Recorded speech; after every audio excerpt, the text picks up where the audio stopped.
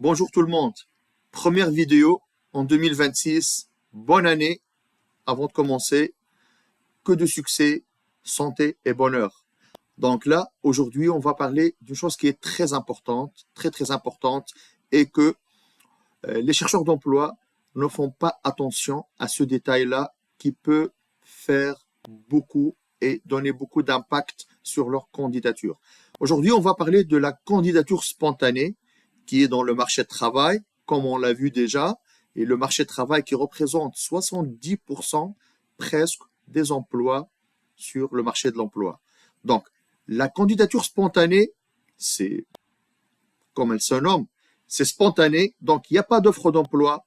On essaie de toucher, de cibler les recruteurs directement sans qu'il y ait une offre d'emploi. Voilà. Et ça marche et c'est très efficace. Aujourd'hui, je vais vous expliquer un détail qu'il ne faut pas négliger. C'est quoi ce détail?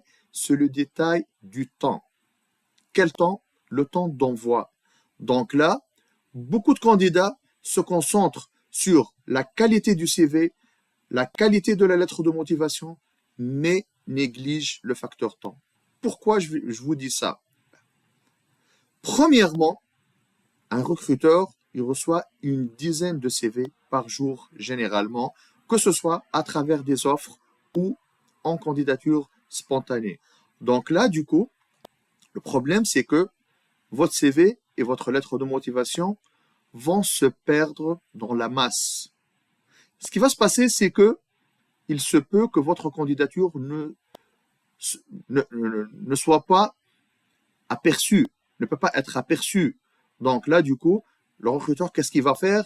Il va sélectionner plusieurs emails qu'il va trouver à travers, de la part des inconnus, qu'il ne connaît pas, bien sûr.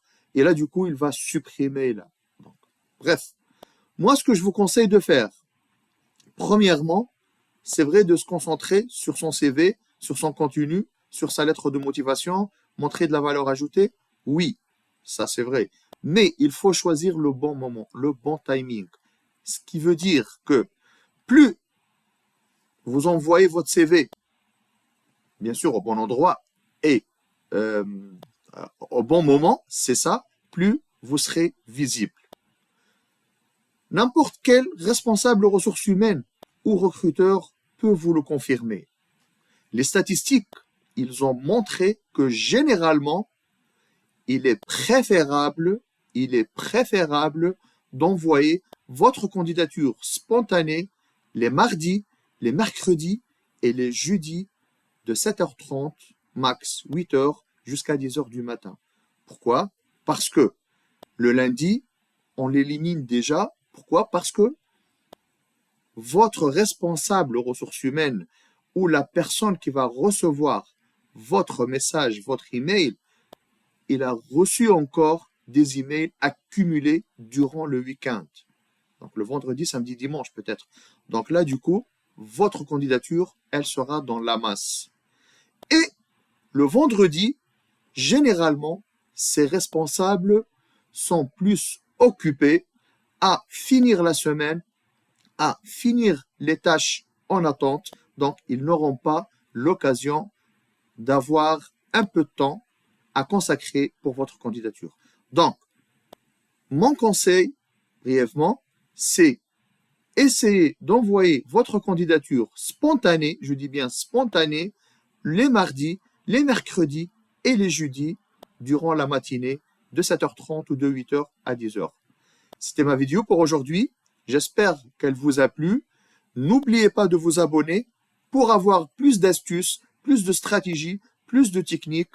Et vous pouvez me contacter à tout moment sur mon WhatsApp et sur mon adresse email, bien sûr, professionnelle. Donc, je vous souhaite que du succès, que du bonheur et à la prochaine vidéo. Merci beaucoup. Bye.